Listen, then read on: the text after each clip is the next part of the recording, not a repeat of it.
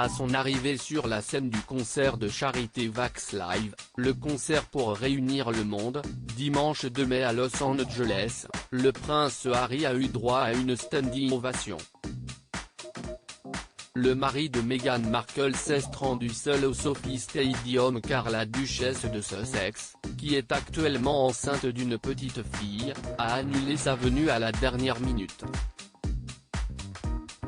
Tout juste revenu d'Angleterre où il a assisté aux funérailles de son grand-père le prince Philippe, le duc de Sussex a répondu présent à cet événement organisé en l'honneur du personnel soignant qui se trouve en première ligne depuis le début de la pandémie de Covid-19.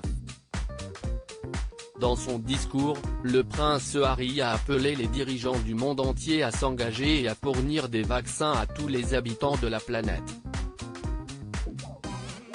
Cette pandémie ne prendra fin que si nous agissons collectivement avec un engagement sans précédent envers notre humanité partagée, a-t-il déclaré avant de poursuivre sur l'importance de la vaccination.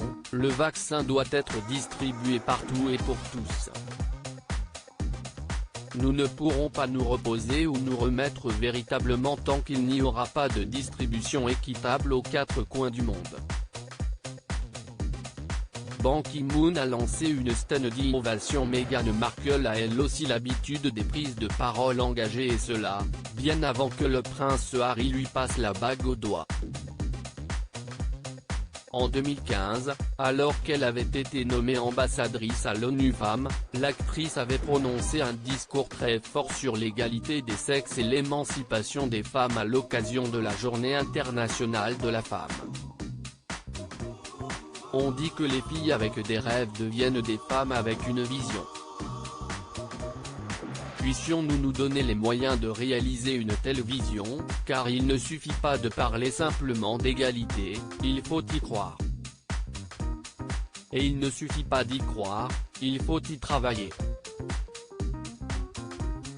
Travaillons ensemble, à partir de maintenant, avait-elle conclu avec émotion à la fin de sa prise de parole.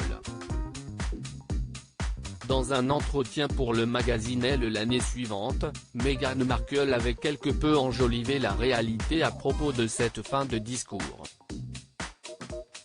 J'ai prononcé un discours à l'occasion de la Journée internationale de la femme et Ban Ki-moon a lancé une standing ovation, avait-elle assuré. Une standing ovation lancée par le secrétaire général de l'ONU de l'époque, rien que ça ? Malheureusement pour la duchesse, les images parlent d'elles-mêmes. Et dans une vidéo enregistrée à l'époque, le public applaudit avec enthousiasme certes, mais personne ne se lève.